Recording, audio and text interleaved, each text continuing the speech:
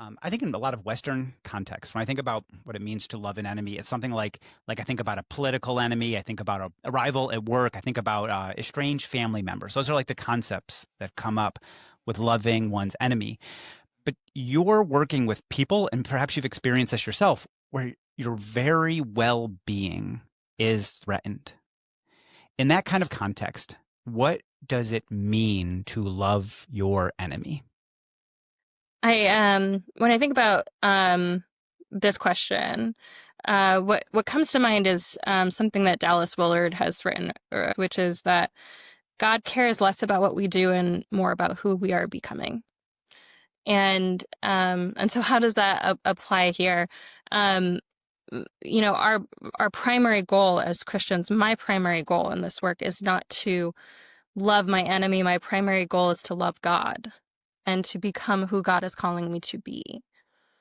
Loving my enemy then extends from that. I don't think truly loving someone who has so deeply harmed us or harmed our loved ones or harmed our communities is something that's strictly within our grasp as humans without God in the picture. It's loving God that makes it possible to love my enemy. And when my focus is there, I'm less likely to slip into that hatred or revenge or aggression toward this other person. It doesn't necessarily mean that I'm, actively in community with someone who has harmed me if that's not a healthy situation. But loving God has to come first. It is because God so loved the world that therefore I follow.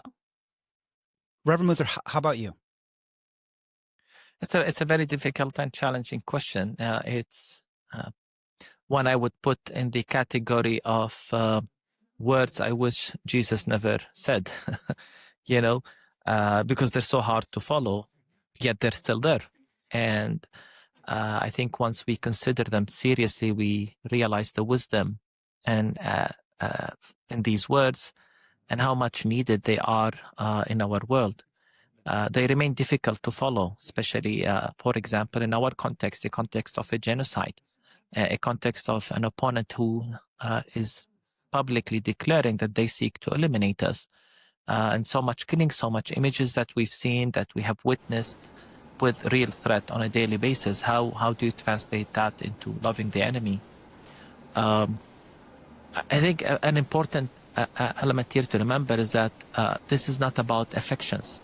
So when you say love the enemy, it's not about having, Hollywood kind of falling in love. Not at all, because love in Scripture is not sentiments. It's what you do, how you treat your enemy.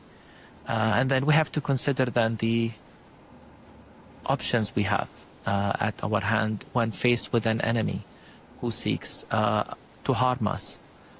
We can retreat. We can retreat to a place of hatred and revenge and resentment, and then seek revenge, violence. And we've seen the result of that in our world.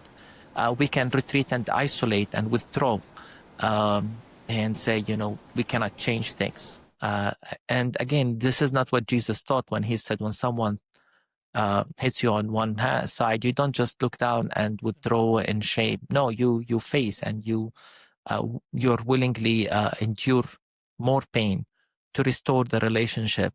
So loving the enemy, I think it's important here to say that it must mean that we seek to correct them, to help them stop the evil they are doing, to challenge the evil, if necessary, seek justice, because that's also part of the matrix. So loving the enemy means sometimes resisting their evil without turning them into an opponent that you seek to eliminate.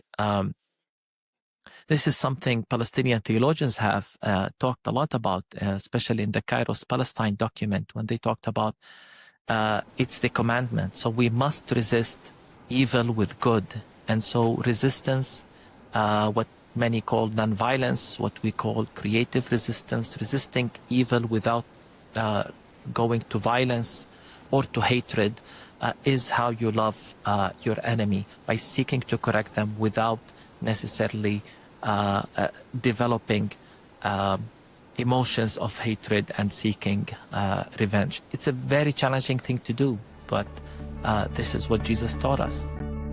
Hey, it's Scott here. If you're enjoying this video, you can subscribe to the channel below, and you'll get more Theology Lab videos as soon as they're released.